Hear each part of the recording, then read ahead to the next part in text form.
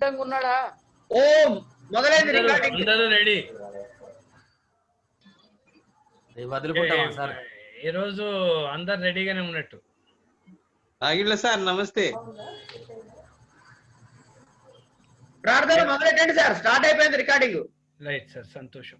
అందరికీ స్వాగతం అండి, అందరికీ నమస్సులు. ఈరోజు ఆచార్య సుప్రసన్న గారి సాహిత్య వివేచన కార్యక్రమంలో 11వ భాగానికి స్వాగతం పలుకుతూ ఉన్నాం. వచ్చిన ప్రతి సభ్యునికి భారత భారతి సాహితీ సంస్థ, అక్షరార్చన వాక్స్థలి సమూహంలో తర్వాత బయట నుండి కూడా మన ప్రోగ్రాంలో ఈ రెండిట్లలో సభ్యులు కాకుండా వచ్చిన వాళ్ళందరికీ కూడా సవినయంగా స్వాగతం పలుకుతూ కుందావచల వారిని ఈరోజు ప్రార్థనతో దీన్ని ఆరంభించవలసిందిగా ప్రార్థిస్తూ, ఆ పక్కకి ఎట్లాగూ మనం చెప్పాం కానీ ఒక మాట గిరిజా మనోహర్ గారిని కూడా వారి గురించి 2 మాటలు చెప్పేసి మన కార్యక్రమం ఈ రోజు ఏం వద్దులేండి, చెప్పాం కదా. అదే మననే చెప్పాం కాబట్టి ఓకే. గిరిజా మనోహర్ సార్ మీరు ఒక్క 2 మాటలు మాట్లాడితే మాకు సంతోషం. పర్వాలేదు సరే ఇది వారిని పరిచయం చేయడం అనేటువంటిది కాదు. గిరిజా మనోహర్ గారు ఈ కార్యక్రమానికి నిర్వాహకులు కాబట్టి వారి మాటలు లేకుండా కార్యక్రమం మొదలవ్వదు. ఒక మాట ఎక్కువ కాకుండా 2 మాటలు మాట్లాడితే మనకు సంతోషము. దీన్ని విష్ణుం శశివర్ణం చతుర్భుజం ప్రసన్న వదనం ధ్యాయేత్ సర్వ విఘ్నోపశాంతయే అగజానన పద్మార్కం గజానన మహర్నిశం అనేకదంతం భక్తానాం ఏకదంతముపాస్మహే క్లీంకారీం పరిణామ సంకుల జగత్ సంకల్ప వైకల్పికాం కంకాళీం సుర సంకటార్తి హరిణీం పాశాంకుశౌ బిభ్రతీం సాంకవ్యాంకిత గాత్ర శోభిత తనూ వల్యంక పల్యంకికాం టంకాద్యాయుధమండితాం భగవతీం సరస్వతీం భావయే. నమస్కారం అయ్యా గిరిజా మనోహర్ గారు. మీరు అన్మ్యూట్ చేసుకోవాలి సార్. గిరిజా మనోహర్ సార్. పెద్దలందరికీ నమస్కారం. గత వారం కొన్ని అవాంతరాల వల్ల మిత్రులు లక్ష్మణ చక్రవర్తి గారు మాట్లాడడం సగంలో ఆగిపోయింది. ఈ వారం మళ్ళీ దాన్ని కొనసాగించాల్సిందిగా వారిని అభ్యర్థించాం. ఎందుకంటే ఆధునిక సాహిత్య చింతనలో సుప్రసన్న గారి మార్గమే ఒక ప్రత్యేకమైనటువంటి మార్గం. అంటే పడికట్టు విమర్శలు కాకుండా, పడికట్టు దృక్పథాలు కాకుండా ఒక కొత్త దృక్పథంతో ఆధునిక సాహిత్యాన్ని అధ్యయనం చేసిన మహామనీషి సుప్రసన్న గారు. కాబట్టి వారి అధ్యయనశీలత, ఆధునిక సాహిత్యాన్ని గురించిన వారి చింతన ఏ మార్గంలో వెళ్ళింది అని వివరంగా చెప్పడానికి మిత్రులు లక్ష్మణ చక్రవర్తి గారు వచ్చారు. వారిని కొనసాగించాల్సిందిగా అభ్యర్థిస్తున్నారు.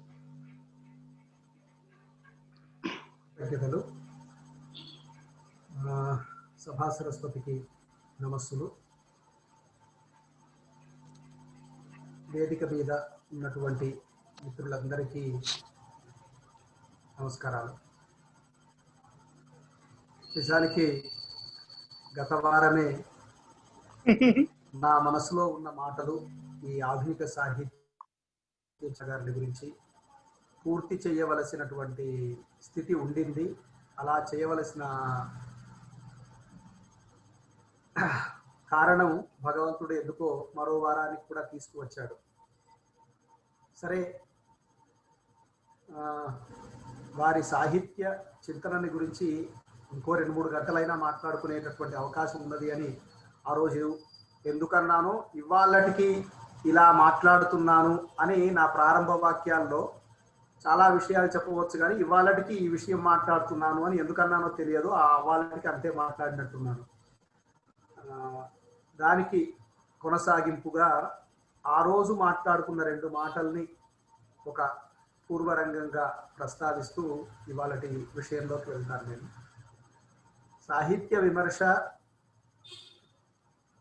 ఆస్వాదన, అనుభవం పునాదిగా ఉండాలి అని, సహృదయుడు దానికి ప్రమాణంగా ఉండాలి అని, ఆ కోణం నుంచి నా సాహిత్య విమర్శ మార్గం ఎదిగింది అని వారు చెప్తున్నారు అని ఆ రోజు వారి సాహిత్య విమర్శ మూలాన్ని మనం ప్రస్తావించుకున్నాం. అదే సందర్భంలో వారి సాహిత్య సిద్ధాంతం లేదా వారి సాహిత్య చింతనకి భూమిక ఏమిటి అని అంటే, భారతీయ సాహిత్య సాంస్కృతిక నేపథ్యం, తాత్వికుల ఆలోచన, అట్లాగే కొంత ఆలంకారిక సిద్ధాంతాలు. అయితే ఆలంకారిక సిద్ధాంతాల విషయం దగ్గర వచ్చినప్పుడు కూడా వారు చాలా గట్టిగా ఒక మాట ఏం చెప్తారు అని అంటే, అలంకార శాస్త్ర సిద్ధాంతాలు వైదిక పరిభాష అర్థం కావటం చాలా కష్టమైనటువంటిది అని ఒక అభిప్రాయం వారు చాలా స్పష్టంగా చెప్తూ ఉంటారు. అలాంటి స్థితి వారి సాహిత్య విమర్శలో కనిపిస్తుంది. కాబట్టి ఆధునిక సాహిత్యం గురించి వారు మాట్లాడేటటువంటి సందర్భంలో వారు ఏ కోణాల్లో సాహిత్య విమర్శ చేశారు అని కూడా ఆ రోజు మనం ప్రస్తావించుకున్నాం. వాటి పునాదిగా జాతీయత, ఆయన సాహిత్య విమర్శలో ఆయన అభిప్రాయాలు ఏమిటి జాతీయతను గురించి అని మాట్లాడుతూ ఉన్నటువంటి సందర్భంలో దానికి సంబంధించిన ఒక ఉదాహరణని మనం ప్రస్తావించుకుంటున్నటువంటి సందర్భంలో అనుకోకుండా అవాంతరం ఏర్పడింది. ఆ తర్వాత ఏదో కొనసాగింది, కానీ చెప్పిన నాకు విన్న మీకు లేదా ప్రస్తావనలో ఉన్నటువంటి వారికి ఎవరికి అది అసంతృప్తినే మిగిల్చింది అని భావిస్తూ, ఆ రోజు జాతీయత అన్న దానికి అందరూ చెప్పేటటువంటి అర్థం ఏమిటి అని అంటే, భారతదేశం అంతా ఎన్ని భాషలున్నా ఎన్ని సంస్కృతులున్నా ఒకటిగా ఉండటం, ఇలాంటి మాటలన్నీ చెప్తూ ఉంటే సుప్రసన్న గారి నిర్వచనం ఏమిటి జాతీయత అన్నదానికి అనంటే, జాతీయత అంటే సాంస్కృతిక సమైక్యత అనేది వారి స్పష్టమైనటువంటి అభిప్రాయం. ఏమిటి ఈ సాంస్కృతిక సమైక్యత అనంటే, భారతీయ వేదాంతం ఏర్పరిచింది కావచ్చు, ఆధునిక యుగంలో ఉండేటటువంటి భారతీయ తాత్వికులు ఏర్పరిచింది కావచ్చు, లేదా వివిధ సంప్రదాయాలకు సంబంధించిన ద్వైతాద్వైత విశిష్టాద్వైత సిద్ధాంతాలకు సంబంధించిన వారు ఏర్పరిచింది కావచ్చు. వీటి మూలాల మీద ఎదిగినటువంటి ఒకానొక జాతి సమైక్యత ఉన్నది. ఇక్కడ చాలా జాగ్రత్తగా అంటున్నాను ఈ మాట. ఏదో ఒకదాన్ని కాదు, భారతీయమైనటువంటి సంస్కృతి అన్న దాంట్లో ఆధునిక తాత్వికులు అట్లాగే ప్రాచీనులైనటువంటి వివిధ సిద్ధాంతకర్తలు, సంప్రదాయకర్తలు, వీళ్ళందరినీ కేంద్రంగా చేసుకుని వారు ఈ ప్రస్తావన చేసినట్టుగా మనకి స్పష్టంగా తెలుస్తుంది. కాబట్టి ఈ సందర్భంలో జాతీయత అంటే భౌగోళికంగా ఒక దగ్గరగా ఉండటం కాదు, భౌగోళికంగా ఒక సమీపత్వాన్ని కల్పించటం కాదు, సాంస్కృతికమైనటువంటి ఐక్యత మాత్రమే జాతీయత అని వారు స్పష్టంగా ఒక అభిప్రాయం చెప్తారు. అయితే ఈ జాతి సమైక్యత అనేటటువంటి ఒకానొక భావనకి, ఈ జాతి సమైక్యత అనే ఒకానొక ఆలోచనకి పునాదిగా గురజాడని గురించి ప్రస్తావించేటటువంటి చాలా సందర్భాలలో, 4-5 వ్యాసాలు కాదు, చాలా సందర్భాల్లో వారు చాలా గట్టిగా ఏమంటారు అంటే, దేశం అంటే మట్టి కాదు, ఈ దేశం అంటే మనుషులు అనేటటువంటి ఆ దేశభక్తి గేయం నిజానికి భారతదేశానికి, తెలుగు ప్రాంతానికి అందించవలసినటువంటి లక్షణం ఈ భూమి, ఈ మాతృభూమి, ఈ మాతృ ఆరాధన, ఇక్కడ ఈ ప్రకృతిలో ఉన్నటువంటి చెట్టు, చేమ, పుట్ట, నది, నదాలు, పర్వతాలు ఇవన్నీ కూడా అందులో భాగమే. ఇవన్నీ వదిలిపెట్టి మనిషి అనేటటువంటి ఒకానొక కేంద్రంతో మాట్లాడటం అప్పటికీ ఆధునికమైన ఆలోచనగా ఉండవచ్చు, కానీ అది భౌతికమైనటువంటి ఒకానొక సమన్వయానికి, భౌతికమైనటువంటి ఒకానొక రూపానికి కారణమైంది, ఆ రకమైన ఎదుగుదలకి కారణమైంది అనేది వారికి ఉన్న స్పష్టమైనటువంటి ఒక అభిప్రాయం. దాని పునాదిగానే వారు చాలా సందర్భాలలో ప్రశ్నించేటటువంటి సందర్భంలో దేశము అనంటే ఈ నేల, ఈ సంస్కృతి, ఈ ప్రాంతంలో అభివృద్ధి అయినటువంటి మాటలు అనేటటువంటి అర్థంలోనే చాలా సందర్భాల్లో మాట్లాడతారు. కాబట్టి మనిషి అనేటటువంటి అర్థంలో, భౌతికమైనటువంటి రూపం అనేటటువంటి అర్థంలో వారు అస్సలు మాట్లాడరు. కాబట్టి ఈ నదీ నదాలు పర్వతాలు ఇవి కూడా కేవలం ప్రకృతిలో ఉన్నటువంటి రూపం కాదు, ఈ పాంచభౌతికమైనటువంటి శరీరంలో ఉండేటటువంటి ఆ తత్వాలే వాటిని వ్యాఖ్యానించడమే ఈ వందే మాతర గీతంలో కానీ, జనగణమన గీతంలో కానీ, సారే జహాన్ సే అచ్చా కానీ ఇలాంటి గీతాలన్నింటిలో కూడా కనిపిస్తుంది అని. వాటికి భిన్నంగా ఈయన చెప్పారు అని ఒక పార్శ్వంలో మనం అందరం మాట్లాడుకుంటూ ఉన్నా, గురజాడ అప్పారావు చేశారని మాట్లాడుకుంటూ ఉన్నా, దానికి పునాది భౌతికవాదమే తప్ప ఖచ్చితంగా ఈ దేశాన్ని, ఈ ప్రకృతిని ప్రేమించేటటువంటి స్వభావం కాదు అనేటటువంటి అభిప్రాయం ఒకటి చాలా స్పష్టంగా కనిపిస్తుంది. ఈ కోణం నుంచి వారు ఆధునిక సాహిత్యాన్ని గురించి ఆలోచించినటువంటి మరో విషయం నవ్య సంప్రదాయాన్ని గురించి.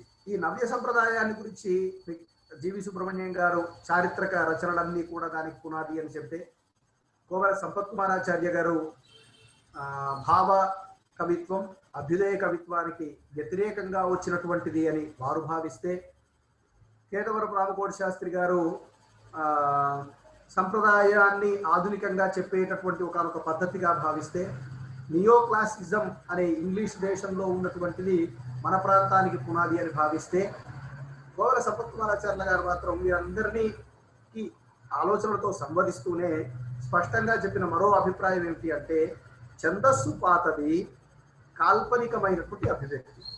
సనాతనమైనటువంటి ఛందస్సును వాడుతూ కాల్పనికమైనటువంటి అభివ్యక్తితో కొనసాగేటటువంటి రచనా విధానం ఏదైతే ఉందో అది నవ్య సంప్రదాయానికి పునాదిగా ఉంటుంది అని.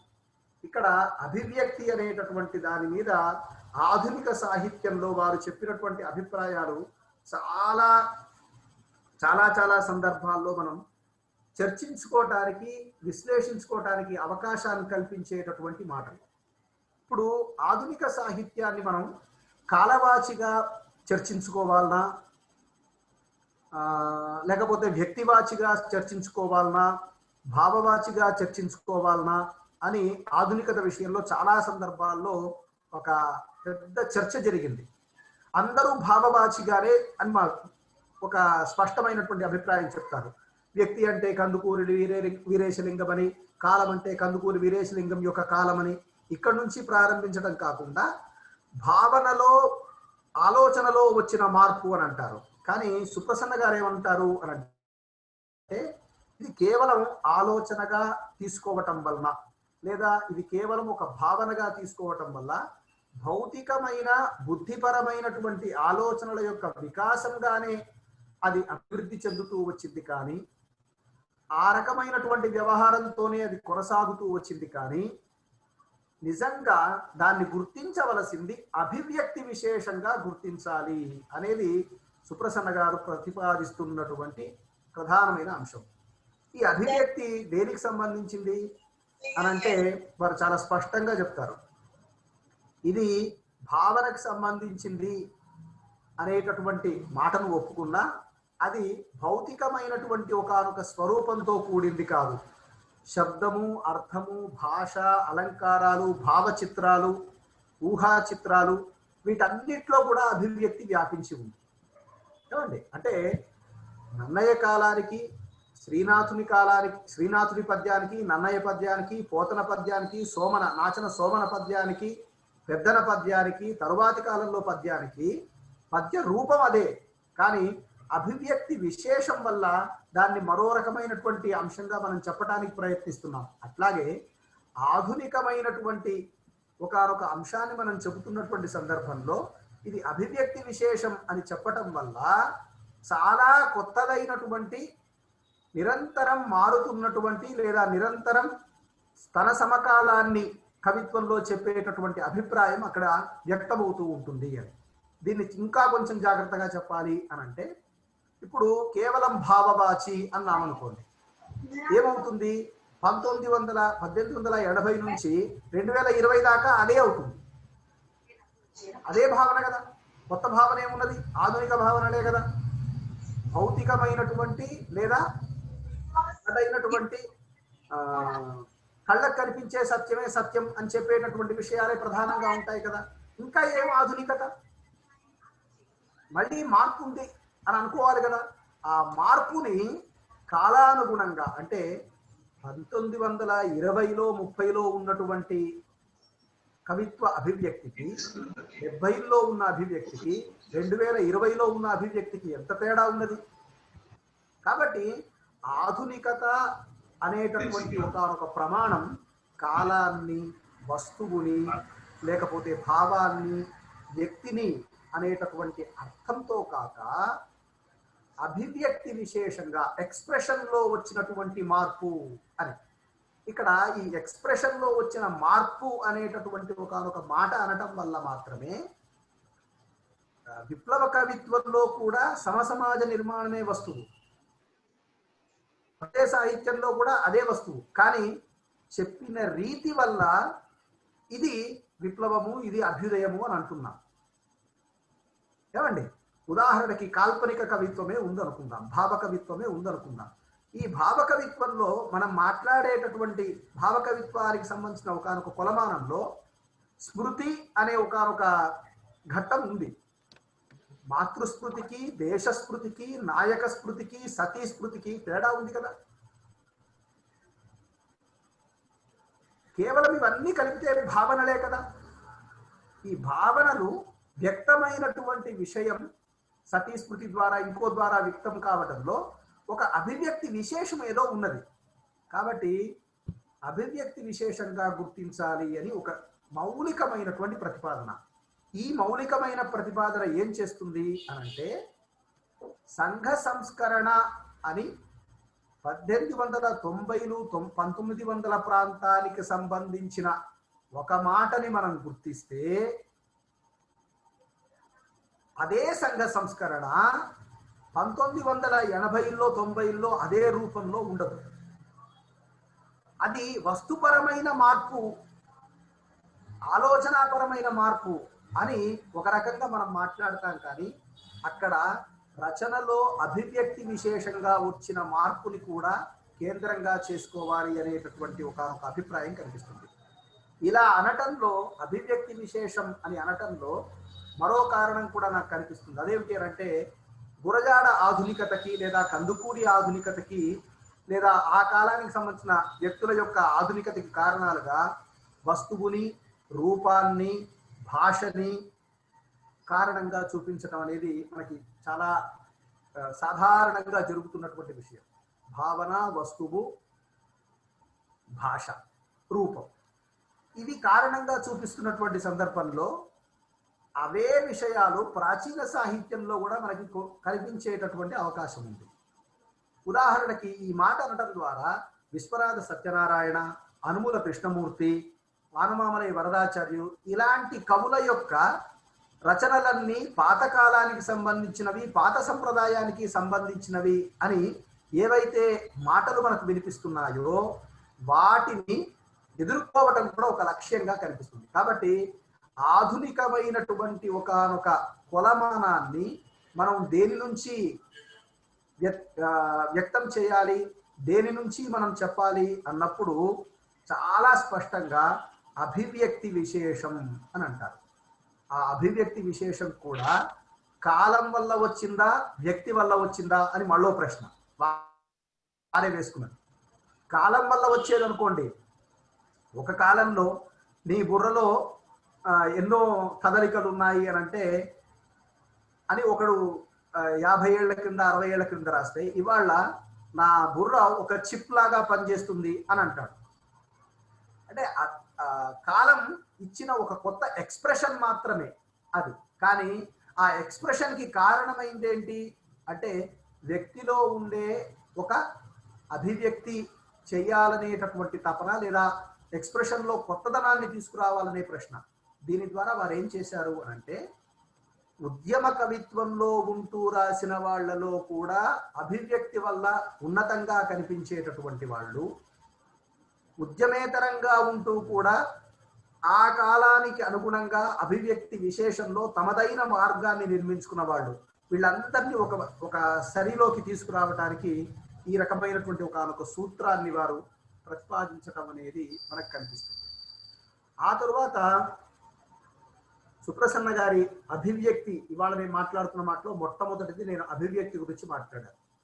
ఆ తరువాత వారి సిద్ధాంతాన్ని గురించి లేదా వారు భారతీయ పునరుజ్జీవనం, ఈ పునరుజ్జీవన భావన మీద చాలా రకాలైనటువంటి ఆలోచనలు, చాలా రకాలైనటువంటి అంశాలు చర్చలోకి వచ్చాయి.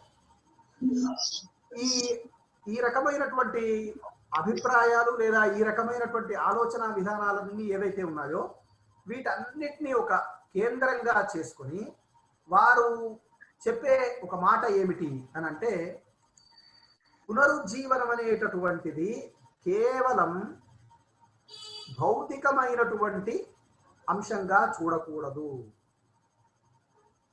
అంటే సంఘ సంస్కరణము, అభ్యుదయవాదము, జాతీయోద్యమము, విప్లవవాదము, దిగంబరవాదము, ఇలా అనేక రకాలైనటువంటి భౌతికంగా చేతనావర్తము, తిరగబడు, ఇలాంటివన్నీ కనిపిస్తాయి.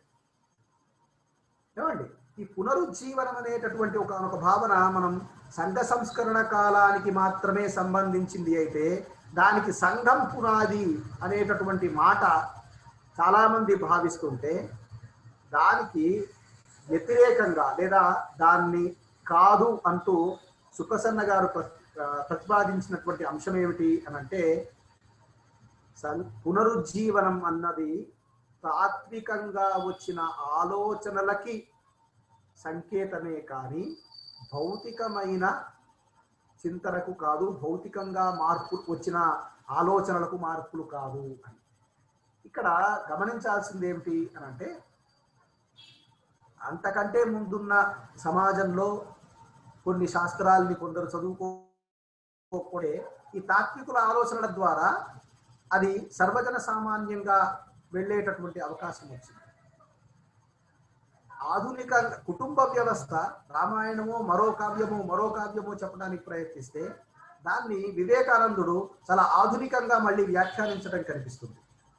అలా ప్రాచీనమైనటువంటి భావాలే కానీ ఆధునిక సమాజానికి అనుగుణంగా, ఆధునికమైనటువంటి ఒక వ్యవస్థకు అనుగుణంగా ఎలా నిర్మించుకుంటూ వెళ్ళాలి అన్నదానికి చాలా స్పష్టమైనటువంటి ఆలోచనతో తాత్వికమైన ఆలోచనలు పునరుజ్జీవన భావనకి సంకేతంగా చూడాలి అనేది వారి ప్రతిపాదన. అందులో వారు చాలా స్పష్టంగా ఒక 3 అభిప్రాయాలు చెప్పారు. ఒకటి, ఈ పద్ధతుల్లో కూడా పాశ్చాత్య సభ్యతా సంస్కారాలకు, సంస్కృతికి సంబంధించినటువంటి వాటిని తిరస్కరించటం, అనుసరించటం, ఈ రెండు ఉన్నాయి. పునరుజ్జీవనంలో అనుసరించినటువంటి ఒక భావనని తిరస్కరించటం. ఆధునికత పునరుజ్జీవనం అంటే ఏమనుకుంటున్నాం? పాశ్చాత్యాన్ని అనుసరించటం. అది కాదు, దాన్ని తిరస్కరించటము అనే అర్థంలో భారతదేశ దృష్టితో చూడాలి. ఇది ఒక ప్రతిపాదన. రెండోది, సంప్రదాయ వెలుగులో ఆధునికమైనటువంటి చైతన్యాన్ని చూడటం, వ్యాఖ్యానించటం. ఏమండి, రాముడు రామాయణ కృష్ణంలో రాముడు కాదు, దేశనాయకుడుగా కనిపిస్తాడు. అక్కడ ఉండేటటువంటి పాత్రలు సమకాలీనమైనటువంటి ఏదో ఒక ఘట్టాన్ని వివరిస్తాయి. ఇలా సంప్రదాయపరమైనటువంటి ఒక రచనలో కూడా ఆధునికమైన చైతన్యం ఎట్లా ఉంది అని చూడటం కూడా పునరుజ్జీవనంలో భాగంగా ఉండాలి అంటారు. ఆ తర్వాత పారతంత్రాన్ని తొలగించి స్వాతంత్రోద్యమం వైపు వెళ్ళేటటువంటి ఒక మార్గం. అంటే ఈ పునరుజ్జీవనం అనేటటువంటి దాన్ని వారు 3 కోణాల్లో చెప్తున్నారు. ఒకటి, పాశ్చాత్య అనుసరణని తిరస్కరించటం, సంప్రదాయాన్ని ఆధునికంగా వ్యాఖ్యానించటం. 3, స్వాతంత్రం కోసం అతివాదులు కావచ్చు, మితవాదులు కావచ్చు, వాళ్ళు చేసినటువంటి ఒక ప్రయత్నం. అది దేశీయంగా జరిగింది. దానికి ఇతరేతరమైనటువంటి పాశ్చాత్య మూలాలు ఏం లేవు. జాతీయోద్యమానికి సంబంధించి ఆలోచన, చదువు వల్ల ఒక అభిప్రాయం వస్తే వచ్చుండవచ్చు, కానీ పారతంత్రం నుంచి బయటికి రావాలి అనేటటువంటి భావనని, ఈ భారతీయ పునరుజ్జీవనం అన్న దాన్ని ఈ 3 కోణాల నుంచి అర్థం చేసుకోవాలి అంటూ దానికి ఒక 12 ధోరణులు పనిచేశాయి. అది బ్రహ్మ సమాజం మొదలు దీన్ దయాళ్ శర్మ దీన్ దయాళ్ గారు చెప్పినటువంటి ఏకాత్మ మానవతావాదం, అట్లాగే వివేకానందుడి సౌభ్రాత్, అట్లాగే అరవిందుడు, ఇలా వీళ్ళందరూ చెప్పినటువంటి ఆధునికమైనటువంటి కొన్ని వాదాలు ఏవైతే ఉన్నాయో ఇవన్నీ భారతీయ పునరుజ్జీవనంలో తమదైనటువంటి ఒకానొక పాత్రని, తమదైనటువంటి ఒకానొక ఆలోచనని నిర్వహించాయి. ఆ కోణం నుంచి చూడాలి. మరి ఈ పునరుజ్జీవన భావన రావడానికి కారణం ఏంటి? మన జీవన విధానంలో వచ్చిన లేదా భారత సాహిత్యంలో వచ్చినటువంటి ఒకానొక స్వభావం ఏంటి అని అంటే, దానికి చాలా స్పష్టంగా ఒక మాట చెప్తారు. భారతీయ సమాజాన్ని కుదిపేసినటువంటి ఘట్టాలు మొత్తం మీద ఈ 2000 సంవత్సరాలలో 3 ఉన్నాయి అని వారి ప్రతిపాదన. ఒకటి, క్రీస్తు పూర్వం 5-6 శతాబ్దాలకు సంబంధించిన కాలంలో బౌద్ధ మతం వలన ఏర్పడింది. మళ్ళీ బౌద్ధ మతం వల్ల ఏర్పడింది కాబట్టి బుద్ధుడి యొక్క ఆలోచనని లేకపోతే ఆ చింతనని వారు ఈ క్షణికవాదాన్ని అంగీకరించరు సుప్రసన్న గారు.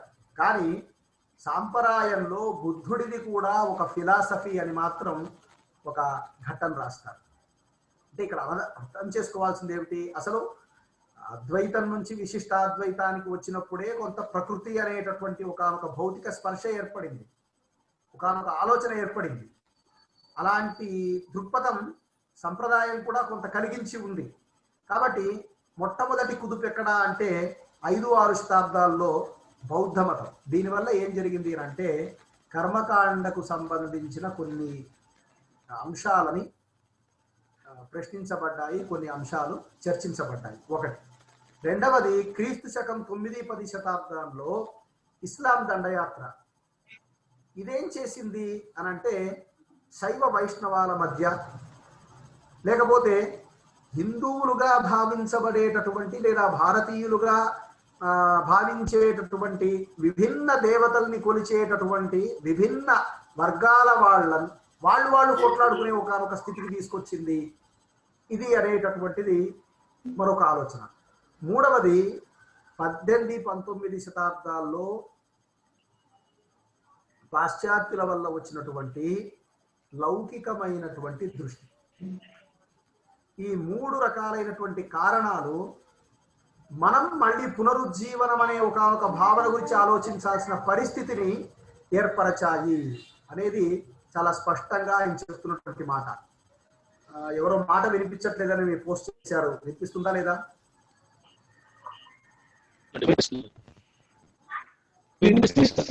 అందరికీ వినపడుతుందండి, మీరు చెప్పండి స్వామి. సరే, ఈ కోణం నుంచి ఇక్కడ ఏమంటున్నారు? పునరుజ్జీవనం అనే ఒక కాన్సెప్ట్ రావటానికి వెనక ఈ 3 కారణాలని వారు తీసుకుని వచ్చి చెప్పారు. అయితే కర్మకాండ కానీ ఇస్లాంలో దాడి వల్ల మనకు వచ్చిన పెద్ద నష్టం ఏం లేదు. ఎందుకు అని అంటే మనకి దైవేతరంగా విగ్రహేతరంగా ఉండేటటువంటి కొన్ని ఆలోచన విధానాలు వచ్చినా సరే మూలముగా భావించే దైవత్వం లేదా జ్ఞానానికి సంబంధించిన విషయాలేవి మనల్ని వదిలిపోలేదు. అది అచలతత్వం కావచ్చు, నవనాథులు కావచ్చు, మరొకటి కావచ్చు.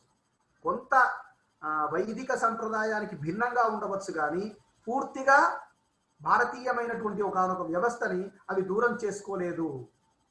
బుద్ధుడి వల్ల, బుద్ధ సిద్ధాంతం వల్ల, ఆ తర్వాత వచ్చినటువంటి దాని వల్ల. కానీ లౌకికమైనటువంటి దృష్టి ఎప్పుడైతే వచ్చిందో, భౌతికమైనటువంటి ఆలోచన విధానం ఎప్పుడైతే మన మీద ప్రభావం వేసిందో, అక్కడి నుంచి మన మత ఆలోచనలు కూడా క్రైస్తవ మతానికి సంబంధించిన ఒకనొక పునాది నుంచి ఆలోచించడం మొదలుపెట్టాయి. ఒక ప్రశ్న ఈ రకమైనటువంటి ఒకనొక ఆలోచన విధానం చెప్తారు, చాలా కాంట్రవర్షియల్ గా ఉంటుంది. అక్కడికి వెళ్తే సరే, అక్కడికి వెళ్ళరు. వారు ఆ సందర్భంలో చెప్పినటువంటి ఒకనొక మాట ఏమిటి అనంటే, కర్మకాండ పోయింది అనే ఒకనొక స్థితి మొట్టమొదటి దశలో జరిగింది. రెండో దశలో ఏం జరిగింది అంటే జ్ఞానకాండ పోయింది, అంటే కర్మ జ్ఞానాలకు సంబంధించిన జ్ఞానం పోయింది. భక్తి అనే ఒకనొక సిద్ధాంతం వల్ల అందరూ ఒకటే అనే ఒక భావనలోకి, ఒక చైతన్యంలోకి రావటం ఈ దశలో కనిపిస్తుంది. ఆ తరువాత లౌకిక జీవన దృష్టి పెరిగింది. ఈ లౌకిక జీవనం వల్ల ఏం జరిగింది? ఫలానా వారికి ఉంది, ఫలానా వారికి లేదు. ఇది ఒక 100 ఏళ్ల క్రింద ఉండేటటువంటి ఒకనొక వ్యవస్థ నుంచి మారుతూ మారుతూ మారుతూ ఇవాళ వ్యక్తులు మరో వ్యక్తిని, వ్యక్తి మరో వ్యక్తిని, లేకపోతే సమాజంలో ఉండే మరో పార్శ్వాన్ని గౌరవించలేనటువంటి, సహించలేనటువంటి ఒకనొక వ్యవస్థలోకి తీసుకువెళ్ళింది.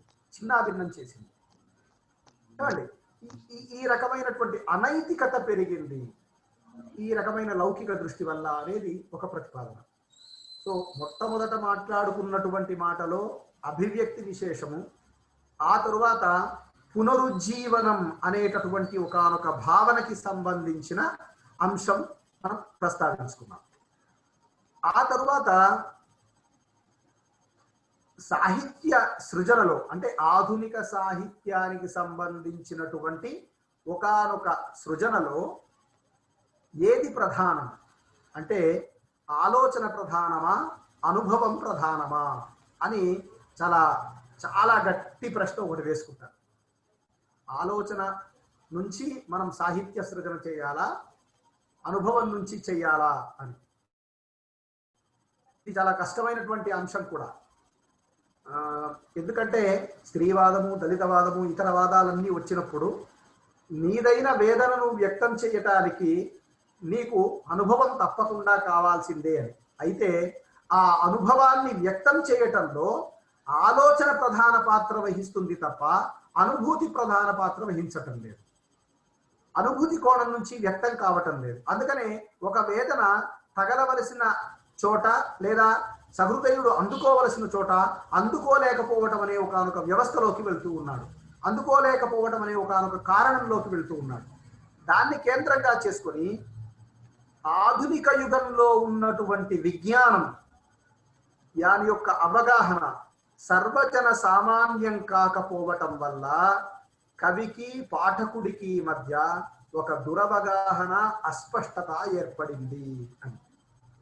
ఇది చాలా చాలా పెద్ద స్టేట్మెంట్ ఒక రకంగా. ఎందుకు ఈ మాట అంటున్నారు అని అంటే, ఆధునిక కవిత్వంలో, వచన కవిత్వంలోనో లేకపోతే తాత్విక కవిత్వంలోనో లేకపోతే ఏదైనా కవిత్వంలో అస్పష్టత ఉన్నది. ఎందుకు అస్పష్టత ఉన్నది అనంటే విజ్ఞానం యొక్క అవగాహన భిన్నమైపోయింది. అంతకుముందు కాలంలో మనము చాలా సందర్భాల్లో ఒక మాట ఏమంటామంటే, ఇంగ్లీషు విద్య వల్ల అన్ని వర్గాలు చదువుకునేటటువంటి అన్ని వర్గాలకి సంబంధించిన చైతన్యం అంతా ఒక దగ్గరికి అందరూ చదువుకునే అవకాశం వచ్చింది అన్న.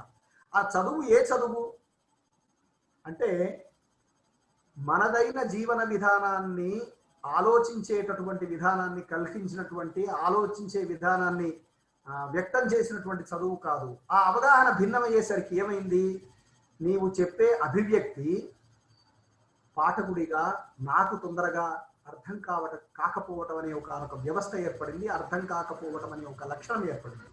అందువల్ల అనుభూతి సాధారణీకరణం, అనుభవం సాధారణీకరణం జరిగినప్పుడు వచ్చే ఎక్స్ప్రెషన్ కొంచెం ఆ భావనలోకి వెళ్ళగలిగితే ఖచ్చితంగా వాడికి అర్థమవుతుంది. ఆ ఏకసూత్రతని విజ్ఞానంలో మనం పట్టుకోగలిగితే, అనుభూతి ద్వారా తెలుసుకోగలిగితే అది తెలుస్తుంది. ఇక్కడ దీని ద్వారా మీరు ఏమంటున్నారు అంటే, మానవ జీవనంలో ఉండేటటువంటి సాధారణీకరణాంశాలు ఏవైతే ఉన్నాయో అవి వ్యక్తమైనప్పుడు అవి కవిత్వ రూపంలో ఉన్నప్పుడు మనుషుల యొక్క స్థాయి భావాలు లేదా మనుషుల యొక్క వేదనలన్నీ కూడా ఇంచుమించుగా ఒకలాంటివి కాబట్టి వాటికి సంబంధించిన ఏదో ఒక దీని వల్ల ఆ అస్పష్టత దూరం అవుతుంది. ఆ మానసిక స్థితి వల్ల వాడు దాన్ని అర్థం చేసుకుంటాడు అని. ఇక్కడ ప్రాగ్రూపాలకు సంబంధించినటువంటి ఒక ఆలోచన చేసేటటువంటి సందర్భంలో కూడా చాలా స్పష్టమైన ఒక అభిప్రాయాన్ని ఆధునిక యుగానికి చెప్తూ ఉన్నారు వారు. అదేమిటి? ప్రాగ్రూపాలు అవచేతన, మనలో అన్కాన్షియస్ గా దేశభావన, తండ్రి, తల్లి, భార్య, అన్న, తమ్ముడు ఇలాంటి కొన్ని అంశాలకు సంబంధించిన ఏవో రకమైనటువంటి ఆలోచన విధానాలు ఇవన్నీ కూడా మనలో ఎక్కడో కొనసాగుతూ ఉంటాయి. ఈ కొనసాగుతూ ఉన్నటువంటి ఇవి కాన్షియస్ గా ఉండాల్సిన అవసరం ఏం లేదు, అన్కాన్షియస్ గానే జరుగుతుంది. దీనికి విశ్వనాథ సత్యనారాయణ వారి రెండు మాటల్ని ఉదహరించి వారు చెప్పిన, ఉర్విలోన మహాకవి యోగి వంటి వాడు సర్వము భావనావధిగా చూచు. భావననే ప్రధానము, అనుభూతి ప్రధానము అనేటటువంటి మాటతో చెప్తూ వారే ఏమన్నారు, అది ఎల్ల అనుభవించు ననుకొనుట బట్టి సామాన్యమైన మాట. చాలా భావన ఆధారంగా మనం ఏ రకమైనటువంటి వేదననైనా మనం వ్యక్తం చేయవచ్చు. అసలు రసం యొక్క సిద్ధాంతము, రస సామాజికీకరణము, రస సాధారణీకరణం చెప్పేదే అది కదా. భార్యతో జీవితాన్ని గడుపుతున్నటువంటి వ్యక్తి ఎవరో భార్యను పోగొట్టుకున్న వాడి కవిత్వం చదివితే బాధపడతాడు. వీడు ఎందుకు బాధపడుతున్నాడు, వీడి భార్య పక్కనే ఉంది కదా, హాయిగానే తనతో జీవితాన్ని గడుపుతూ ఉన్నది కదా, అయినా ఎందుకు బాధపడుతున్నాడు? ఆ రకమైనటువంటి సాధారణీకరణం ఎక్కడ దొరుకుతుంది అని అంటే అనుభవం కాదు, అనుభూతిలో దొరుకుతుంది అని. ఇక్కడ ఒక సర్కిల్ చాలా జాగ్రత్తగా మొత్తం ఆధునిక సాహిత్యానికి సుప్రసన్న గారు ఏర్పరుస్తున్నారు. ఒకటి ఆలోచన. ఈ పద్ధతిలో జరిగిన సాహిత్యం కూడా ఆధునిక యుగంలో ఉన్నది. అది సాహిత్యం కాదని వారు అనట్లేదు, అది ప్రధానం కాదు అంటున్నారు. అది భౌతికం, ఆలోచన భౌతికం, బుద్ధి సంబంధమైంది. ఈ రెండింటిని అట్లా పెట్టుకుందాం. ఆ తరువాత అనుభవం, అనుభవము భావము, ఈ రెండు పక్క పక్కన పెడదాం. ఈ అనుభవం వల్ల ఒక్కొక్కసారి మనం చెప్పేటటువంటి భావనలు, మన ఆలోచనలు తరువాతి జనరేషన్కి తెలుస్తాయి.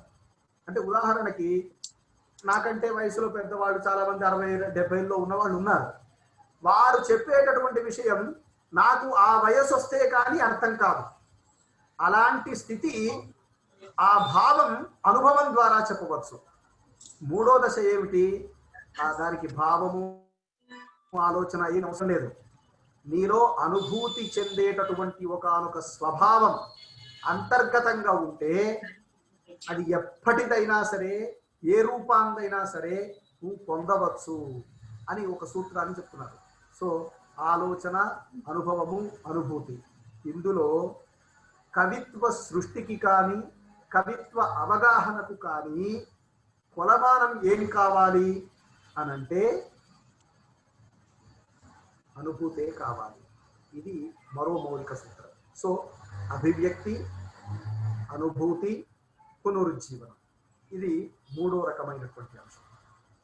ఆ తరువాత వారి ఆలోచన విధానాల్లో మరో రకమైనటువంటి అంశం అదేమిటి అంటే వచన కవిత్వాన్ని గురించి వారు చేసినటువంటి కొన్ని ఆలోచనలు లేదా వచన కవిత్వానికి సంబంధించి వారు చెప్పినటువంటి ఒక అభిప్రాయం.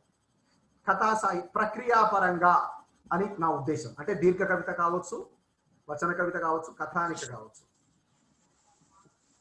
ఇవాళ తెలుగు కథానిక చాలా అత్యున్నతమైనటువంటి స్థాయిలో ఉన్నది. చాలా గొప్ప కథలు వస్తున్నాయి, చాలా మంది రాస్తున్నారు. ఇవన్నీ కవిత్వం ఆవేశ ప్రధానమని, కథ ఆలోచన ప్రధానమని, నవల జీవితానుభవ ప్రధానమని ఇలాంటి మాటలు మనం వింటూ ఉంటాం కూడా. ఇవన్నీ కూడా భౌతికమైనటువంటి ఒకానొక వ్యవస్థలో చెప్పినటువంటివే తప్ప అనుభూతి కేంద్రంగా చెప్పినవి కాదు. అందుకని కథానిక పరిమితి విస్తృతి అనేటటువంటి ఒక వ్యాసంలో చాలా మౌలికమైన కథానిక సాహిత్యానికి అవసరమైన ఒక మౌలిక ప్రతిపాదన ఆధునిక సాహిత్యానికి చేస్తారు. వైయక్తికమైనటువంటి ఉపభోగ్య వస్తువైనది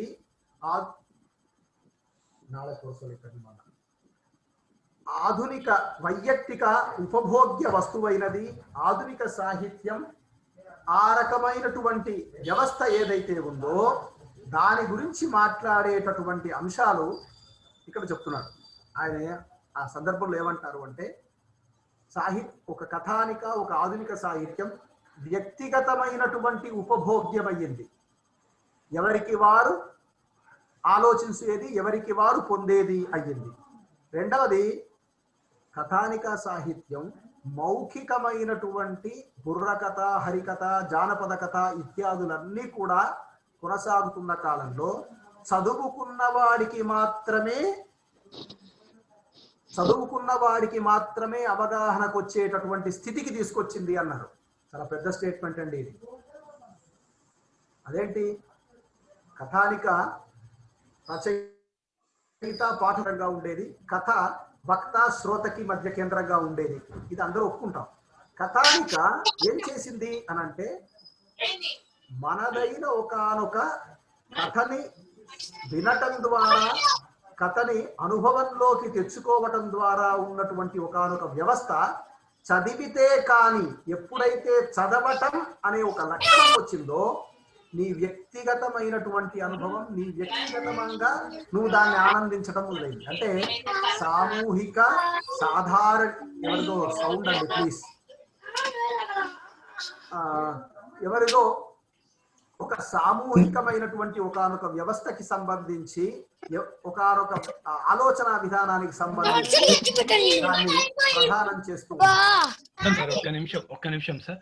సార్ అనంతకృష్ణ గారు అందరినీ మ్యూట్ చేసేయండి ఒకసారి.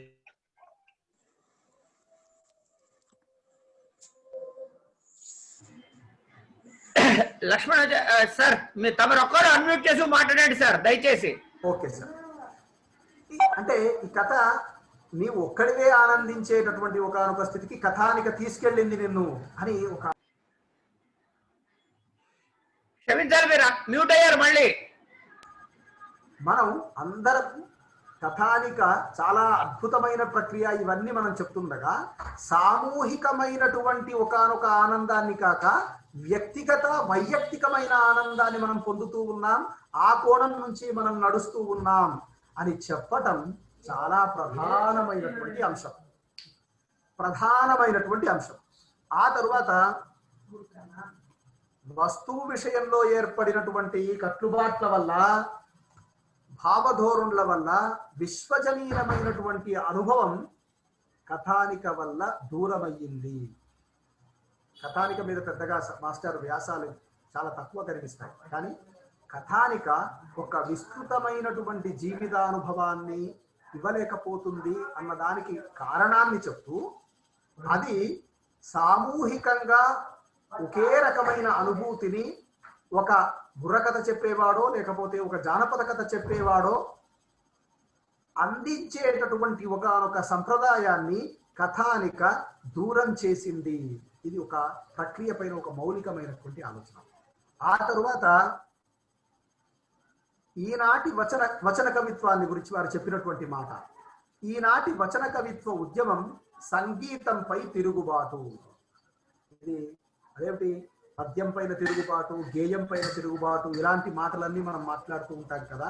సంగీతం పైన తిరుగుబాటు ఏమిటి అని అంటే, ఇక్కడ నారాయణ రెడ్డి గారు కూడా, సినారే గారు కూడా తన కవిత లక్ష్మకథ అనే ఒక పుస్తకంలో ఒక అభిప్రాయం చెప్పారు. వారు కూడా వచన కవిత్వం అనే దుడ్డు కర్రలతో పద్యాల నడుములు విరగదంతాను అనే స్టేట్మెంట్కి అర్థం ఏమిటి అని అంటే,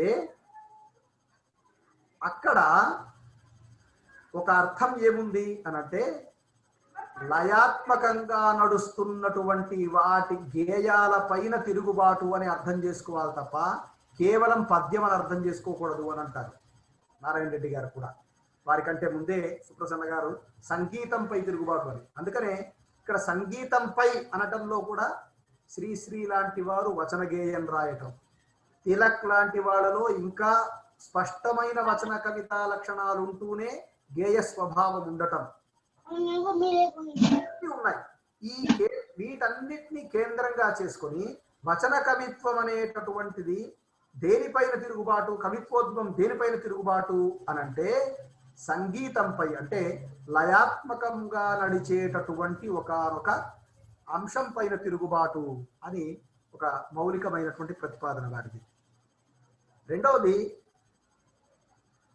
దీర్ఘకావ్యాలు ఆధునిక యుగంలో రావాలి అని కోరుకోవటం కుందుర్తిలో మనకు కనిపిస్తుంది. వచన కవిత దీర్ఘకావ్యాలు, కథా కావ్యాలు రావాలి అని. అక్కడ కూడా మౌలికమైనగా సుప్రసన్న గారి ఆలోచననే ప్రతిపాదన చేస్తారు వారు. అదేమిటి అనంటే, రసముతో కూడిన అనుభూతితో కూడినటువంటి కథా కావ్యాలు వస్తే వచన దీర్ఘకావ్యాల్ని అంగీకరించవచ్చు, తాత్వికమైనటువంటి స్వభావంతో ఉంటే అంగీకరించవచ్చు, కానీ కేవలం కథగా ఉంటే మాత్రం అంగీకరించడానికి వీలు లేదు. రస ఆనందాన్ని, రసానుభూతిని అవి ఇస్తే చాలా వాటిని ఆహ్వానించవచ్చు అనేది మరో రకమైనటువంటి ప్రతిపాదన. మరో అంశం ఏమిటి అనంటే ఆధునికతకి సంబంధించిన విధానంలో డార్విన్, ఫ్రాయిడ్, అట్లాగే మార్క్స్, ఐన్స్టీన్ ఇట్లాంటి వాళ్ళ యొక్క ఆలోచనల్లో వచ్చినటువంటి మార్పు ఆధునికతకి కారణం అని చేతనావర్తం పీఠికలో తాను ప్రస్తావించి ప్రతిపాదన కూడా చేశారు. అయితే ఈ ఆలోచనల్లో వచ్చిన మార్పుగా భౌతికంగా గుర్తించడం అనేటటువంటిది కూడా వారికి ఉన్న స్పష్టమైనటువంటి అభిప్రాయం. ఇంతకుముందే నేను ప్రస్తావించినట్టుగా ఆ విషయాన్ని చెప్తూ దీనికి కొనసాగింపు ఏం చేయాలి అని అంటే తాత్వికుల ఆలోచనలతో మిళితం చేసుకోవాలి అని. అప్పుడు మాత్రమే ఆలోచన, అనుభూతి ఈ రెండు కేంద్రాలుగా ఆధునికతని మనం అర్థం చేసుకోవాలి, దాన్ని విశ్లేషించుకోవాలి అనేటటువంటి అభిప్రాయం చాలా సందర్భాలలో వారు వ్యక్తం చేయటం కనిపిస్తుంది. ఇక్కడ మరో విమర్శకుడు ఆర్ఎస్ సుదర్శనం అనేటటువంటి విమర్శకుడు ఆధునికతను గురించి మాట్లాడేటప్పుడు ఇలాంటి జంటలే ప్రతిపాదిస్తాడు. ఆలోచన, అనుభూతి అని సుప్రసన్న గారు ప్రస్తావించినట్టుగానే ఆయన కూడా వాస్తవికత, కాల్పనికత అని ఒక జంట ప్రస్తావిస్తాడు. అంటే సాహిత్యం అంతా కూడా కల్పనా జగత్తుతో జరిగేది ఒకటైతే వాస్తవిక జగత్తుతో జరిగేది ఇంకొకటి అని ఒక ప్రతిపాదన చేస్తాడు. ఆ రెండిటికి ఏది మౌలికంగా ఉండాలి, వాస్తవిక జగత్తును విశ్లేషించేదైనా సరే, కాల్పనిక జగత్తుని విశ్లేషించేదైనా సరే, ఏది మౌలికంగా ఉండాలి అంటే అనుభూతి మౌలికంగా ఉండాలి అనేది సుప్రసన్న గారు మాట్లాడుతున్నటువంటి మాటల్లో కనిపించేటటువంటి విషయం. అట్లా చాలా దేశీయ చరిత్ర, వ్యవస్థ, వాంగ్మయము ఇలాంటి అనేక అంశాలని ప్రతిపాదించటంలో భారతీయమైన సాంస్కృతిక పునాదులు ఆయన ఆలోచనలన్నీ కనిపిస్తాయి. ఆయన ఆలోచనల్లో ప్రధానమైనటువంటిది ఒకటి విశ్వలయ. దాన్ని మాత్రం నేను ప్రస్తావించి ముగించడానికి ప్రయత్నిస్తాను. రెండు అంశాలు. అంతకంటే ముందు అమలిన శృంగారము, స్వేచ్ఛా ప్రణయము, కులపాలికా ప్రణయము అని మనకి మూడు రకాలైనటువంటి అభిప్రాయాలు ఉన్నాయి. కృష్ణశాస్త్రి స్వేచ్ఛా ప్రణయానికి, కులపాలికా ప్రణయానికి విశ్వనాథ సత్యనారాయణ, నాయని సుబ్బారావు గారు, ఆ తరువాత అమలిన శృంగారానికి రాయప్రోలు. ఈ మూడిటి మధ్య మౌలికంగా ఉండే తేడా ఏమిటి? వాళ్ళ ఊహాప్రేయస్సిని ఆనాటి వ్యవస్థలో ఊహ సంబంధించినటువంటి ప్రేయసి ఉండటాన్ని ఎవరు కాదనలేరు కాబట్టి, అది కుటుంబాన్ని విచ్ఛిన్నం చేయట్లేదు కాబట్టి అని మనం అప్పుడు అనుకున్నాం. కానీ ఆ తర్వాతి రోజుల్లో అది విచ్ఛిన్నం చేసినటువంటి ఒకనొక వ్యవస్థ ఏమిటి అనేది ఊహాప్రేయసి సిద్ధాంతంలో, స్వేచ్ఛా ప్రణయంలో మనం ఆలోచించాల్సిన విషయం. వివాహ వ్యవస్థ పైన ఒక రకంగా అపనమ్మకం లాంటిది అని ఒక ప్రతిపాదన చేశారు. ఆ తర్వాత అమరణ శృంగారం దగ్గరికి వచ్చినప్పుడు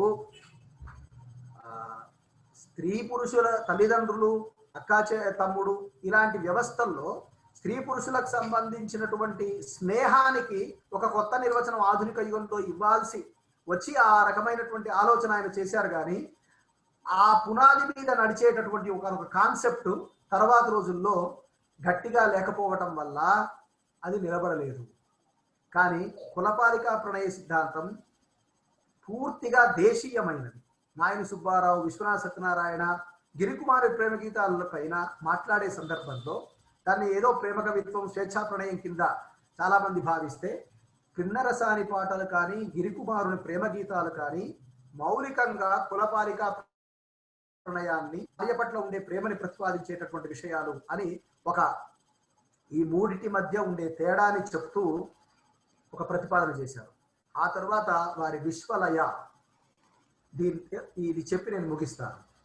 విశ్వలయ ఏమిటి అంటే సాహిత్యంలో శబ్దము, అర్థము, భావము, అభిప్రాయము, రసము, రచయిత వాడేటటువంటి కవి సమయాలు, కవి వాడేటటువంటి కవి సమయాలు ఇత్యాదులు ఇవన్నీ కూడా ఒకానొక మూసలోకి, ఒకానొక ఆకృతిలోకి రావాలి, ఒకానొక సంవిధానంలోకి రావాలి. ఈ రావటానికి అవసరమైనటువంటి ఇది లయ.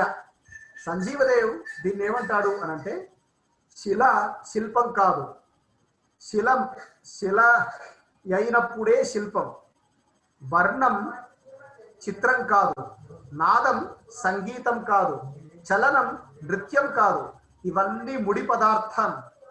ముడి పదార్థాలు ఇవన్నీ లయ యంత్రంలో తయారైతేనే కళాస్వరూపాలు అవుతాయి. ఏది కళ, ఏది ముడి పదార్థం అన్నప్పుడు లయాత్మకమైనటువంటి ఒకనొక హార్మనీ ఆ రచనకు ఉంటుంది అని ఒక అభిప్రాయం కళా ఇదిలో. అయితే విశ్వలయ ఏం చేస్తుంది, ఎవరో 100 సంవత్సరాల క్రింద రాసినటువంటి ఒకనొక కవి ఉన్నాడు. సమకాలీనమైనటువంటి ఒకనొక ఘటన తీసుకుని ఇవాళ మనం కరోనా పరిస్థితుల్లో ఉన్నాం అనుకుందాం. ఈ పరిస్థితిని తీసుకొని ఒకడు ఒక కావ్యం రాస్తాడు. 100 ఏళ్ల తరువాత ఈ కరోనా అంటే ఏదో వాడికి తెలియదు. పుస్తకాల్లో చదువుతాడు, ఇట్లాట ఇట్లాట ఇట్లాట అని. వానికి విషయం అర్థమవుతుంది కానీ ఆడు ఆ అనుభూతిని పొందగలుగుతాడా? పొందలేడు. విశ్వలయ ఏం చేస్తుంది, సాధారణీకరణం అంటే నీవు కవిత్వాన్ని భావనం చేయటం వల్ల, అనుభూతిలోకి తెచ్చుకోవటం వల్ల ఈ లయాత్మకమైనటువంటి అంటే స్థాయి భావాలని రస సిద్ధాంతం వాళ్ళు చెప్పినటువంటి మాటల ఆధారంగా ఈ విశ్వలయ వల్ల ఏమవుతుంది, తనను తాను ఆ కావ్య నిర్మాణంలోకి 100 ఏళ్ల కింద వచ్చిన కావ్యమైనా సరే తనను తాను ఆ రకమైనటువంటి ఒకానొక వాతావరణంలోకి తన బింబాన్ని చూసుకోవటం మొదలు పెడతాడు. అక్కడే తాను ఉన్నట్టుగా భావిస్తాడు. అలాంటి స్థితి పొందుతాడు. ఆంధ్ర ప్రశస్తిలో విశ్వనాథ సత్యనారాయణ రాజరాజ నరేంద్రుడి యొక్క ఆస్థానంలోకి వెళ్ళగానే నేనే అక్కడ ఉన్నాను అన్నట్టుగా రాస్తాడు. ఇది అనుభూతి చైతన్యం వల్ల వచ్చేటటువంటిది. ఇవాళటి ఈ స్థితిని 100 ఏళ్ల తర్వాత చదివేవాడు కూడా ఏ రకమైనటువంటి స్థితిలో ఆనందాన్ని పొందుతాడు, అనుభూతి పొందుతాడు అని అంటే సాధారణీకరణం వల్ల, అంటే ప్రాజ్ఞాన్ని పొందటం వల్ల. కాబట్టి మనిషి అంతర్గతంగా ఒక లయ ఉంటుంది, అంతర్లయ ఉంటుంది. ఇది భౌతికమైనటువంటి లయకి తనకి మధ్య ఒక సంబంధాన్ని కలిగి ఉంటుంది. ఈ సంబంధము విశ్వములో ఉండేటటువంటి అనేక రకాలైనటువంటి మానవులకి, అనేక రకాలుగా ఉండే వ్యక్తులకి కూడా బాధ ఒకటే. ఆ రకమైనటువంటి ఒకానొక స్థితిని కేంద్రంగా చేసుకొని ఏర్పడినటువంటి, విశ్లేషించినటువంటి, చెప్పినటువంటి అభిప్రాయం విశ్వలయ. కాబట్టి నీకు ఆ లయాత్మకమైన కవి ఏ రకమైనటువంటి రిథంతో ఆ అభిప్రాయాన్ని చెప్తున్నాడో ఆ రిథం నీ మనసులోకి, నీ ఆలోచనలోకి రాకపోవటం వల్ల అస్పష్టత ఏర్పడుతుంది. దానికి ఆ రకమైనటువంటి పరిస్థితులు కారణమవుతాయి అని ఒకనొక ఆలోచన విధానాన్ని విశ్వలయ అనే ఒకనొక అంశం ద్వారా ప్రతిపాదన చేస్తారు. ఈ మొత్తం ప్రతిపాదన వల్ల ఆధునిక సాహిత్యానికి ఏమి ఓడగూడింది అని అంటే, నీవు ఏ రకం చెల్లి చంద్రమ్మ కవిత చదివినా, శంభూ కవత చదివినా, వంటిల్లు చదివినా అందులో భౌతికమైనటువంటి అంశాల యొక్క స్పర్శతో కూడిన విషయాలు చెప్పినా అందులో ఉన్న అనుభూతి చైతన్యం నిన్ను ఆ కవిత్వ ఆస్వాదనలోకి తీసుకువెళ్ళగలుగుతుంది. ఆ అభిప్రాయాన్ని తన అంశాల్లో చాలా సందర్భాల్లో చెప్తారు. అట్లాగే కుల వ్యవస్థకు సంబంధించినటువంటి పతనం వల్ల దళితవాదం రావటం, కుటుంబ వ్యవస్థ యొక్క పతనం వల్ల స్త్రీవాదం రావటం, ఈ కవిత్వం అంతా దేశీయతా స్వరూపాన్ని వదిలిపెట్టి ఖండాలుగా విడిపోవటం, ఇవన్నిటికీ వ్యక్తి యొక్క అనుభూతులు ప్రధానం కాకుండా భౌతికమైనటువంటి ఆలోచన విధానాలు ప్రధానం కావటం అనే ఒకనొక తాత్వికమైన సత్యాన్ని ఆయన తన వ్యాసాలలో, తన ఆలోచనల్లో చాలా సందర్భాల్లో పంచుకుంటూ వెళ్ళారు. దానికి ఉదాహరణగా విశ్వనాథలో సర్వవస్తుగ ప్రాణగత సమారాధన, అందరి పట్ల చూపే ప్రేమ అని చెప్తే, రాయప్రోలులో బయటికి లోపలికి కనిపించే ఒక భావభౌతికాలకు సంబంధించిన ఒక రూపనవనితలో ప్రతిపాదన చేసిన అంగజాతము, భావజాతము, ప్రణయము, ప్రణవము, ఈ రెండు అంతర్లీనంగా ఉన్న దశ రాయప్రోలులో, కృష్ణశాస్త్రిలో స్వేచ్ఛా ప్రణయం, నాయనిలో జన్మభూమి మాతృ స్మృతి, లేకపోతే కొడుకు చనిపోయి వాటిలో అంతర్గత వేదన ఇవన్నీ కూడా కారణాలుగా చూపిస్తారు. ఈ మొత్తాన్ని వారు రాసిన మొత్తం ఆధునిక సాహిత్యానికి సంబంధించిన ఒక 20-30 వ్యాసాలు అన్నిటిని జాగ్రత్తగా గమనిస్తే ప్రతి కవి కూడా తనలో తన అన్వేషణకి లేదా ఏదో ఒక తాత్వికమైన సత్యాన్ని ఆవిష్కరించడానికి ఎక్కడో ఒక దగ్గర అనేక రకాలైనటువంటి మథనాలు పడుతూ ఉన్నాడు. ఆ మథనాలకు సంబంధించినటువంటి ఆలోచన విధానంలో అభివ్యక్తిలో వచ్చినటువంటి మార్పులు ఆధునిక సాహిత్యం అంతా పరుచుకొని ఉంది అని తన వ్యాసాల ద్వారా మనందరికీ పరిచయం చేసినటువంటి సుప్రసన్నాచార్యుల వారిని గురించి 4 మాటలు మాట్లాడే అవకాశం కలిగించిన సంస్థ వారికి, ముఖ్యంగా గిరిజా మనోహర్ బాబు గారికి, పాలకుర్తి రామమూర్తి గారికి, కృష్ణ శర్మ గారికి, కృష్ణమూర్తి గారికి నా కృతజ్ఞతలు చెప్తూ, నాకు తెలుసో తెలియకో నా సాహిత్య విమర్శ మార్గానికి నేను ఎప్పుడు ఎక్కడ ప్రస్తావించినా ప్రధానంగా చెప్తూ ఉంటాను. సంపత్ కుమార సుప్రసన్నలు నా సాహిత్య విమర్శ మార్గంలో నన్ను ఎప్పుడు ముందు నడిపించేటటువంటి వారు అని. నేను నిజానికి ఆ రోజు నేను సంపత్ కుమార సుప్రసన్న గారిలో ఉండే ప్రధానమైన మార్పు ఏంటి కూడా మాట్లాడతాను అని అన్నాను. ఒకే ఒక మాటలో చెప్పాలంటే, సంపత్ కుమార గారు చేసేటటువంటి ఆలోచనల్లో కొంత తొందరగా అర్థమవుతారు. ఎందుకంటే ఆయన ఎక్కడైనా సరే వివాదానికి సంబంధించిన వాద వివాదాల్లో ఉన్న మనిషి. రెండవది, తాను తన వ్యాసం రాస్తున్న సందర్భంలో ఇక్కడ నేను ఈ అంశాన్ని చెబుతున్నాను అన్న ఒక బిల్డప్ ఇచ్చి ఆ అంశంలోకి మనం తీసుకెళ్తారు. సుప్రసన్న గారు రాస్తూ తప్పని ఒక మాట అనేస్తారు, అది తొందరగా బుర్రకెక్కదు. ఒక్కొక్కసారి వారి ఆలోచనల్లో ఆ మాట మనం జనరల్గా చదువుకుంటూ పోతే వదిలేస్తాం కూడా, మిస్ అవుతాం కూడా. అలా ఇద్దరి మధ్య ప్రధానమైనటువంటి తేడా మనం సాహిత్య వ్యాసంలో చూడాలంటే, ఇద్దరూ పరిపూర్ణమైన రూపం వచ్చిన తర్వాతే సాహిత్య వ్యాసాన్ని రాస్తారు. కానీ సంపత్ గారు కొంచెం అవసరమైనప్పుడు వివాదంలోకి లాంటి వాక్యాలు ఉంటాయి. సుప్రసన్న గారిలో అలా కాకుండా ఒక తాత్వికమైన చింతనకి సంబంధించిన వాక్యాలు చెప్తున్నట్టుగా ఉంటుంది. కానీ నేను ఉదయం సార్తో ప్రస్తావనలో కూడా అన్నాను, ఎప్పుడో సార్తో, ఉదయం మీరు చాలా చూడటానికి మామూలుగా చాలా మీ పని పేరు మీరు చేసుకుంటున్నట్టుగా, లేకపోతే చాలా గట్టిగా ఒక విషయాన్ని చెప్తున్నట్టుగా అనిపించరు, కానీ చాలా తీవ్రంగా విమర్శలు ఉన్నాయి సార్. మీరు ఆధునిక సాహిత్యంలో కొన్ని మౌలికమైనటువంటి అంశాల దగ్గర కనిపించదు కానీ అలా ఉన్నాయి అని చెప్పి వారితో అనటం జరిగింది. ఇలాంటి అంశాలు నలుగురితో పంచుకునే అవకాశం కలిగించిన మిత్రులందరికీ కృతజ్ఞతలు అర్పిస్తూ ముగిస్తున్నాను. నమస్కారం సార్. చాలా కృతజ్ఞతలు లక్ష్మణ చక్రవర్తి గారు. మాకు చాలా ఆనందంగా ఉంది. సుప్రసన్న గారిని అంత లోతుగా మేమైతే చూడలేము. ఒక మాట మీరు గిరిజా మనోహర్ గారు ఒక మాట మాట్లాడి క్లోజ్ చేద్దాం సార్. మీరు ఒక మాట మాట్లాడండి. మాటలు ఏం లేవు. లక్ష్మణ చక్రవర్తి చెప్పిన తర్వాత అంటే అభివ్యక్తి మొదలు విశ్వలయ వరకు సుప్రసన్న గారిని మామూలుగా అధ్యయనం చేయడం కాదు, అధ్యయనం చేసేటప్పుడు ఒళ్ళు జాగ్రత్తగా పెట్టుకోవాలి అని చెప్పారు. అది ముఖ్యంగా ఎందుకంటే ఆధునిక కవిత్వము అనేక మార్గాల్లోకి పోయింది, ఇంతకు ముందులాగా లేదు. కాబట్టి ఏ రకమైనటువంటి ఆలోచనలతో ఏ సాహిత్యం ఉత్పన్నమైంది అని చెప్పడానికి చాలా సామాన్యంగా సుప్రసన్న గారు చెప్పినట్టు అనిపిస్తుంది. కానీ దాని వెనకాల ఎంత లోతులు ఉన్నాయో, ఎన్ని ఆలోచనలు చేయాలో, ఏ రకంగా కవులను అధ్యయనం చేయాలనో చాలా స్పష్టంగా సుప్రసన్న గారి హృదయానికి దగ్గరగా మిత్రులు లక్ష్మణ చక్రవర్తి గారు చెప్పారు.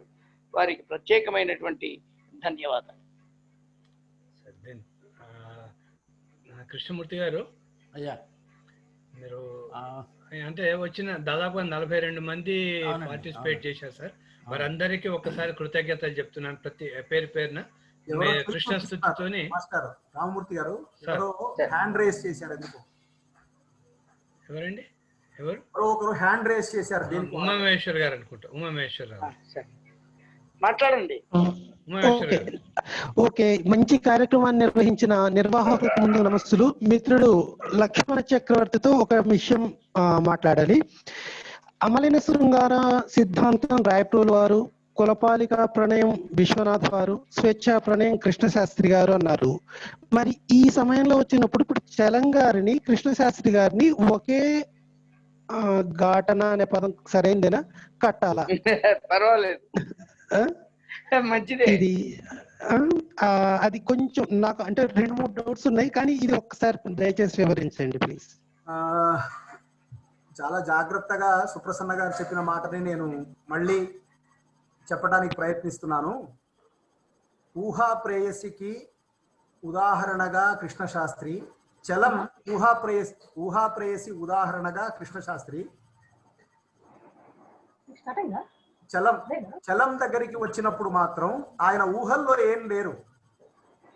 ఆయన కావచ్చు, లేకపోతే మరో పాత్ర కావచ్చు, లేదా పురుష పాత్ర కావచ్చు, స్త్రీ పాత్ర కావచ్చు, ఆ పాత్రతో వాళ్ళు వెళ్ళిపోవటమో వ్యక్తిగతంగా వాళ్ళ ప్రేమను పొంది ప్రయత్నం చేయడమో ఉంది. కాబట్టి అక్కడ ఊహ లేదు, అక్కడ నిజంగానే వాళ్ళిద్దరు కలిసి వెళ్ళిపోయినట్టుగా చెప్పారు. కాబట్టి అది ఊహా ప్రేయసి కాదు. అయితే స్వేచ్ఛా ప్రణయం అనేటటువంటి మాట దగ్గర మాత్రం కృష్ణశాస్త్రి ఊహల దగ్గరే ఆగిపోయారు, లేదా అప్పటి కట్టుబాట్లకు అనుగుణంగా, లేదా అప్పటి ఆయన నిర్మించుకున్న కాల్పనిక జగత్తుకు అనుగుణంగా భావనలో మాత్రమే ఆయన అక్కడి దాకా వెళ్ళారు. చలం వివాహ వ్యవస్థ యొక్క విచ్ఛిన్నతని కూడా చెప్పాలి అనుకున్నారు. కాబట్టి ఊహా ప్రేయసి కాదు ఆయన దృష్టిలో. స్వేచ్ఛా ప్రణయాన్ని చెప్పడానికి, కార్యరూపంలో వాస్తవ జగత్తులో ఉన్నట్టుగా చెప్పడానికి ఆయన ప్రయత్నం చేశారు. నేను అనుకుంటున్న భావన ఇది. ఒక చిన్న మాట సార్, చెప్పండి సార్. అంటే ఈ చర్చ వచ్చినప్పుడు చలం గారు తీవ్రంగా స్పందించారు. ఆయన అమలిన శృంగారాన్ని నపుంసక ప్రేమ అనే భయంకరమైన మాటతో పోల్చాడు. అది అంటే సాహిత్యంలో ఒక మార్గము అని అనుకోకుండా చాలా తీవ్రమైనటువంటి విమర్శ చేశారు. అంటే ఇంతకు ముందు మీరు అన్నట్టు ఆయన ప్రతిదీ కూడా కార్యంలో చూపించాలి, వాస్తవికంగా చూపించాలి అనేటువంటి ధోరణిలో ఉన్నవాడు కాబట్టి, అన్నింటినీ వ్యతిరేకించిన వాడు కాబట్టి, అన్ని వ్యవస్థల్ని తానొక మార్గంలోకి వెళ్ళాడు. నిజమే, బాగుంది. ఇంకేంటి సార్? అదే అంటే కొందరు దీన్ని మానసిక వ్యభిచారం అనే పదాన్ని కూడా వాడినారు కృష్ణశాస్త్రి గారి. అవును, ఓకే. సందేహ నివృత్తి చేసినందుకు లక్ష్మణ చక్రవర్తికి నమస్సులు. పంచుకున్నాను అంతే. సుప్రసన్న గారి మాటల నుంచే సరిపోయిందా? కృష్ణమూర్తి గారు ఇక మీరు ఉపక్రమించాలని.